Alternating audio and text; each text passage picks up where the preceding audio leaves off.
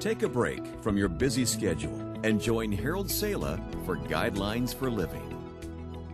Paul Evans tells the story of a farmer who established certain guidelines for a teenage son, one of which was that the boy had to be home by a certain hour.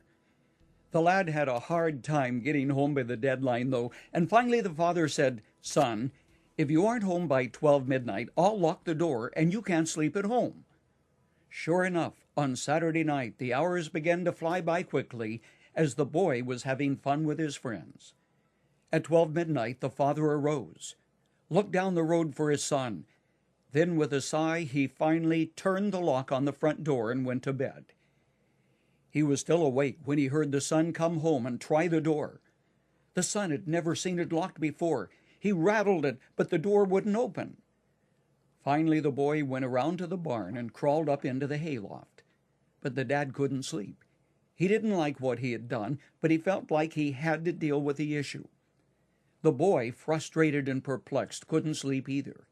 He knew he was wrong, but he still didn't understand why the door to his home was locked. Suddenly, the lad heard the creak of the barn door. Is it a prowler, he wondered?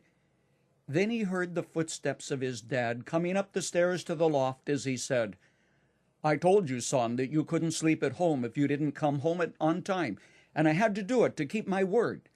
But there's nothing to keep me from sleeping here in the barn with you." In a very real sense, that's what caused Christ to come to planet Earth. We had ignored God's direction. Sin separated us from the Father, but God, through His Son, came to meet us at the point of our disobedience and to bring us back into fellowship with the Father.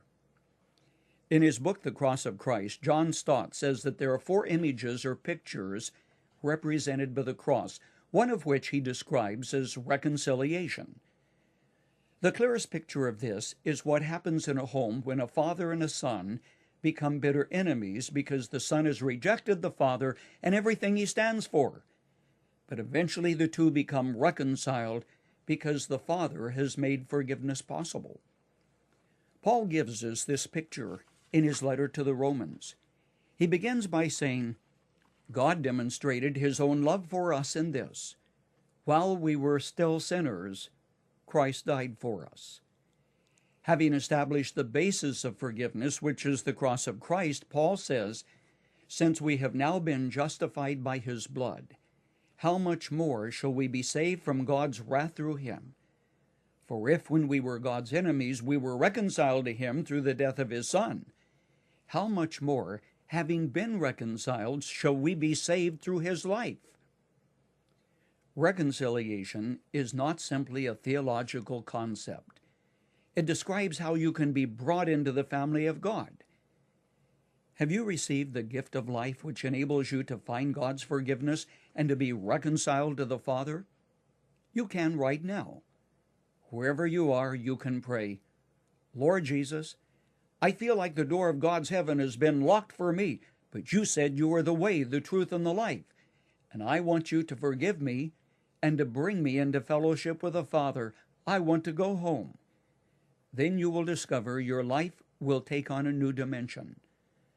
God's plan includes forgiveness and reconciliation and cleansing. Friend, it's yours as you come back home to the Father through the Son. Faith unlocks the door. And on the other side, you will find a Father who will eventually reach out, embrace you, and say, Son, welcome home. You've just heard Dr. Harold Sala with Guidelines for Living. If you'd like to listen to the program again, download a copy, subscribe to our devotional, or view other resources, visit guidelines.org. We would like to hear from you too. You can email us at info@guidelines.org. Thanks for listening, and we invite you to join us again for the next edition of Guidelines.